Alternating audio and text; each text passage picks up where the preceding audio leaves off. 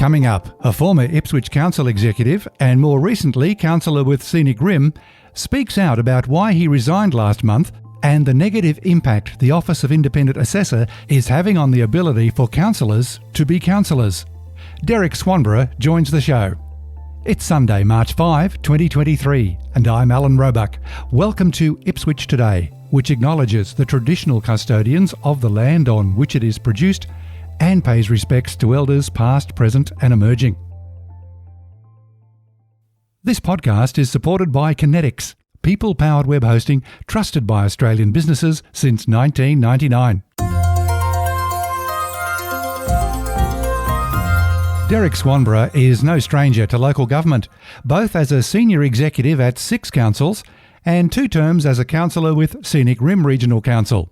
He also had a tilt for mayor in 2012 and was unsuccessful but ran again for councillor in 2020 and was elected for Scenic Rim Division 1, centred on Tamborine Mountain. It is surprising then he felt compelled to resign his councillor position on February 21 at a council meeting. His role as a current term councillor has been quickly erased from prominence on Scenic Rim's website. Derek Swanborough was also my immediate supervisor at Ipswich City Council in the period 2006 and 7. In common with Ipswich and many other Queensland councils is the amount of disruption caused by the state government's councillor complaints body established in 2018, the awkwardly named Office of Independent Assessor. Thank you for speaking with Ipswich today, Derek. Thanks, Alan. I'm happy to have a chat. What was behind your decision last month to resign your hard-fought councillor position with Scenic Rim?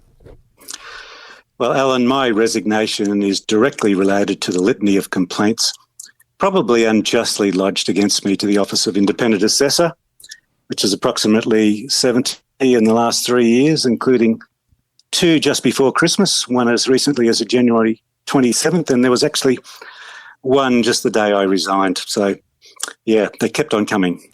We'll come to that in more detail further into our chat, but in reviewing the Scenic Rim Councillor Conduct Register since March 2020, when the last election was, it's currently up to 53 pages of complaints.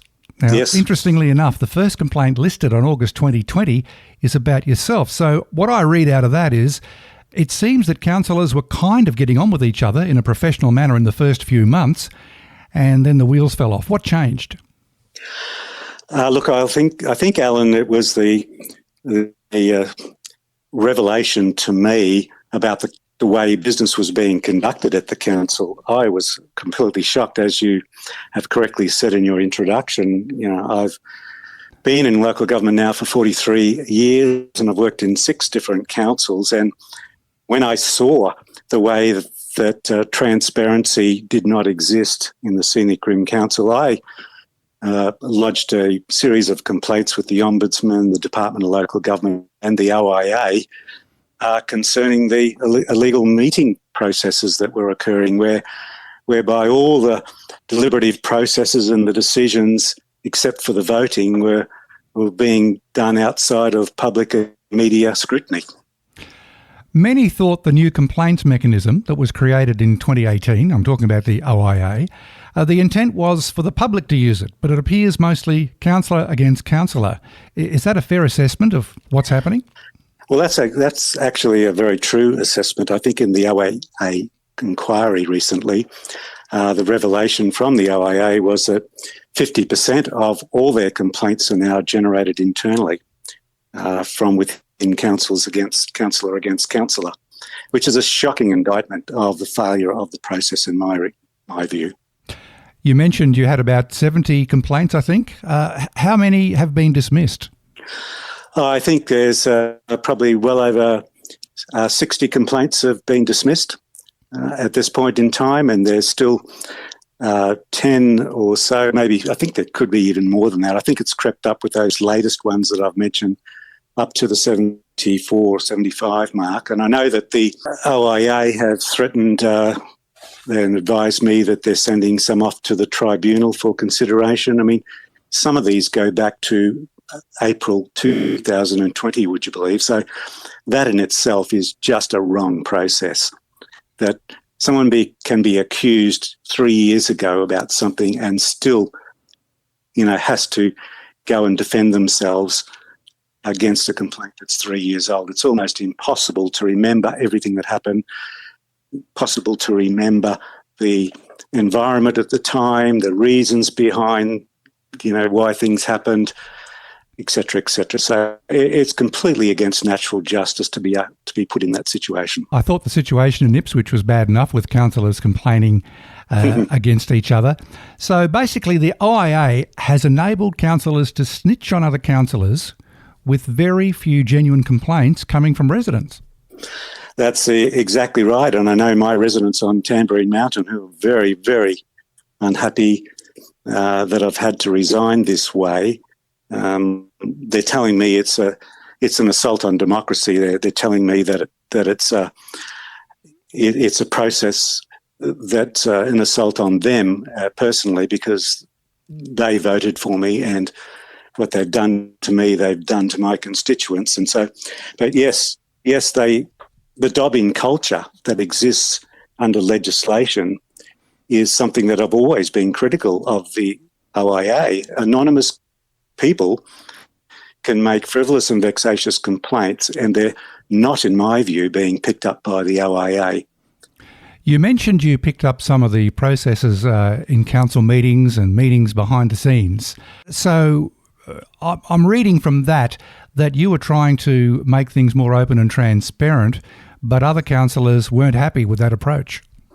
Well, other councillors may not have ever worked in another council besides the Scenic Rim Council, and the new councillors coming in, and I think I can speak for practically everybody except one councillor who has been in there since 2003.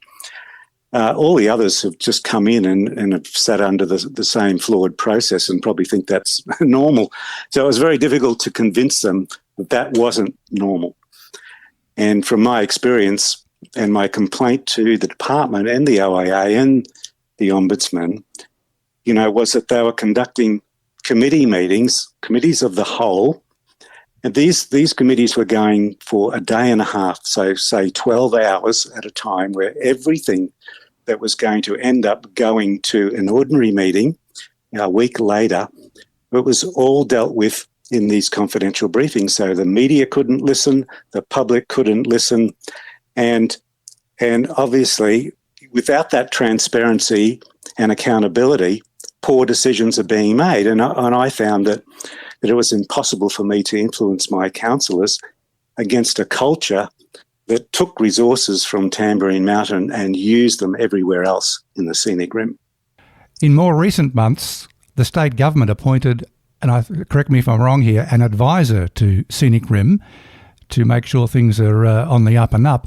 Were you seeing an improvement before you resigned?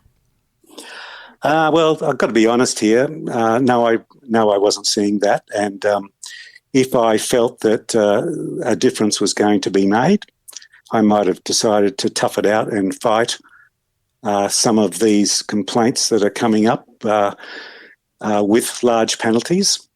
But no, the answer is I think the state government really wants to calm the situation, downplay everything, and just want the disunity to just disappear. The real reasons for the problems that we're having is the culture, and there's a culture in the organisation which needs fixing, and I believe it's a political fix rather than an administrative one. Keeping on with the OIA, is there a better way to handle complaints from councillors, and how were complaints dealt with before 2018? Yeah, look, before 2018, there still was a complaints process, but they were basically handled more in-house. I think the mayor quite often was the person who decided inappropriate conduct complaints prior to 2018, and I was a councillor from 2008 to 2012 under that process, and I think I might have copped 3 or 4 complaints which were dealt with appropriately. But now, with the legislation as we have it, the councillors and staff and the general managers and the CEO and the mayor, they can all anonymously make complaints against councillors. Now, so what's wrong with that? Well, what's wrong with it is they're anonymous. They should not be anonymous. People who make complaints should be able to be held accountable for their allegations. And the second thing is, especially in a council situation where under the Local Government Act, the councillors themselves are charged with the performance of the local government. Now, if you're critical of the performance of a local government or a department or an officer of council, etc., you're obviously going to, generate a bit of angst, and it's totally inappropriate that allows those very people that you're performance managing to retaliate against you by shooting in anonymous complaints. Can you see what I mean? I can see what you mean. The whole atmosphere seems to be creating a situation where councillors, and I'm not just talking Scenic Rim here, we'll talk across the state, I think. Sure. An atmosphere where councillors are afraid to speak up and advocate for their communities. That is 110% correct. I mean, I think probably 30 or 40 of my complaints have been about what I write in the newspapers. I mean, I've always believed that I should be honest and open and transparent to my constituents, and I get to write a fortnightly column in a newspaper which has a circulation of about 8,000 households. And I don't know how many times the tiniest little thing that I said in there has been challenged or inferenced, and my words have been skewed, misinterpreted. Even the OIA, has been guilty so many times of accusing me of thought crimes that I've lost count. And I've gone to the OIA and said, how can you be accusing me of thought crimes? When I asked a question and said, please, at the start of this sentence, and then had a question mark at the end of the sentence, how can you possibly interpret that as a statement and not a question? Things like that. And and I've been accused of retaliating because, some of the words I used, I think I said in a newspaper article once, look, when the public get to understand the nature of these complaints and whatever, they're going to harshly, judge the organisation for the way these complaints have been generated. Well, I had a battle with the OIA for a month or two in relation to that because they said that was retaliation against unknown people or something like that. It was just a constant battle to prove your innocence under this current system, and that's what's totally wrong. The presumption of guilt doesn't exist. The OIA says you prove to us that you're innocent, otherwise we're going to refer the complaint for further consideration. The report to Parliament, which was tabled last year about the OIA, made 40 recommendations. Now, with your experience, do you think any of these recommendations can improve or strike a common sense balance how complaints are received and reviewed? Oh, look, I was very disappointed when I first read that report that came back, because really they didn't address the root cause of the problem. And the root cause of the problem is that they've created a body which is in the complaints business. I mean, why would an organisation encourage councils to resolve their own differences or to be adults and talk to each other about complaints and before a complaint is made to the OIA? But it's the exact opposite. The OIA admit that they've set the bar for determining code of conduct breaches at a very, very low level. Well, why have they done that? They do that because it generates enormous amounts of complaints. And we've even seen out of the OIA inquiry, to dismay of a lot of people, that their resources have been increased, and some of them have even got pay rises out of this whole thing, which seems extraordinary. If you're in the complaints business, you have the business of making sure that you still get plenty of complaints. And I think that's the wrong presumption. It should be the OIA should be judged on the number of complaints that don't come to them. So the fewer the complaints they get, they would understand then a KPI that says, well, obviously the behaviour of local government is improving because there are a lot less complaints coming in now than before. Well, that's the other issue, isn't it? The other unintended outcome is that there are all these complaints across the state, whereas prior to 2018, there was a small number. Yeah, well, I've talked to CEOs, Alan, and my colleagues in other local governments whom I've worked with for over decades. And whilst there is this legislation which says councillors have a duty and CEOs have a duty, if they suspect anything of the slightest nature of a breach of the code of conduct, that they have to report it. Well, I can tell you 3 or 4 of my colleagues who control or in executive management positions in local councils, they say, no, we're not doing that. We're going to, be adults and we're going to talk about these things and we're going to resolve the complaints and we stop them going to the OIA. Well, I've suggested that to the OIA. Why don't they think that's a good idea? And they point to the legislation and say, no, this is what the legislation says. So in many respects, that's true. And then you've got to point the blame at the state and say, well, why are you doing this? Don't you know that it's destroying the industry? How can you have good relations between your colleagues, as they all want? And how can you have good relations with your staff and everything if everybody's dobbing on each other? Here's a blunt question. Should the government then scrap the OIA and start again? I have said that. I made 2 submissions to the OIA inquiry, and they were both extremely lengthy, and they outlined my experience so far, but one had to be confidential. But I'd suggested that, this model is not right and it needs to be revoked and start again. I don't think you'd have one state government politician that would think that if it was applied to them that it was a good idea. The Councillor Conduct Tribunal is there, but it's a 2-step process to get there. The OIA first, then the tribunal. So could the Councillor Conduct Tribunal take on that role? I think they probably could. And the surprisingly thing is that misconduct charges, the OIA has to make a case, a legal case against a councillor if they believe misconduct has been done. And then they refer it to the tribunal. And then the tribunal, can consider it.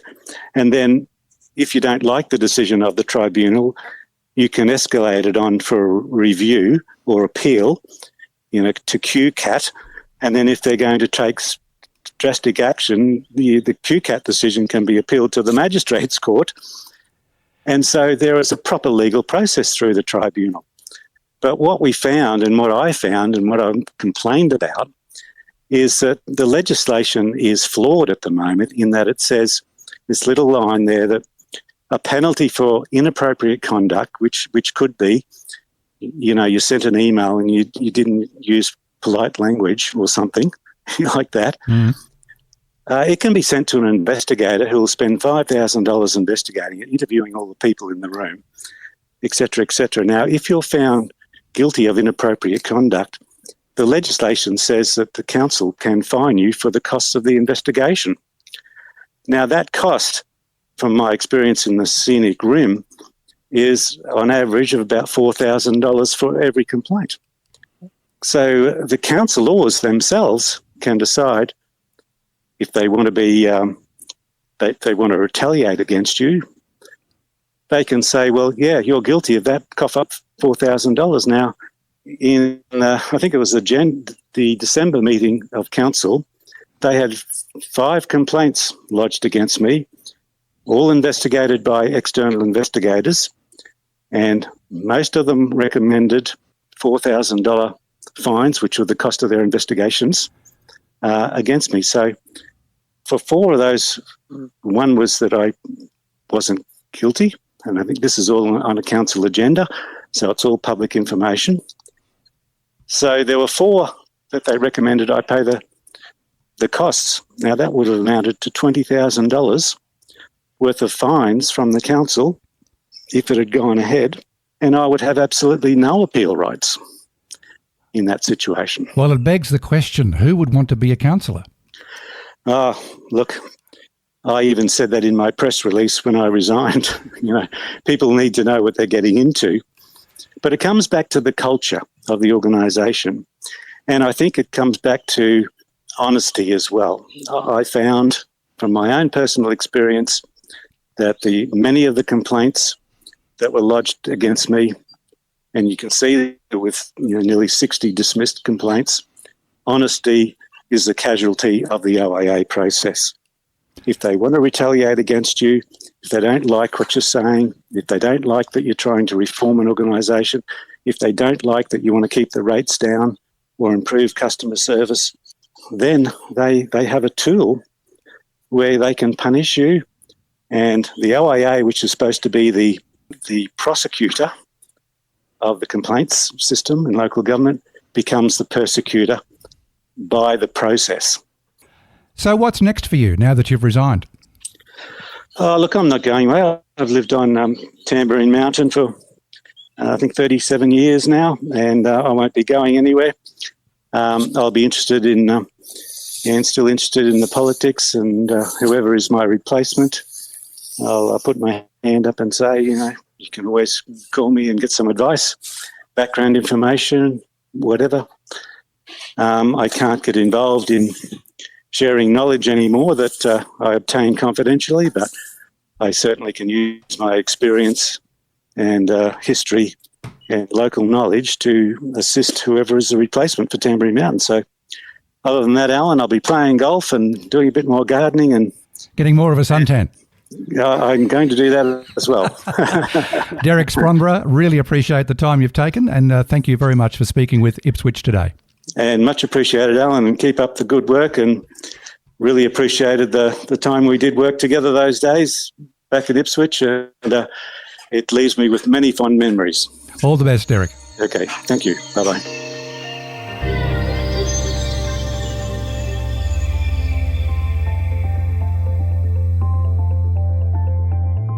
Ipswich Today is supported by Kinetics, people-powered web hosting trusted by Australian businesses since 1999.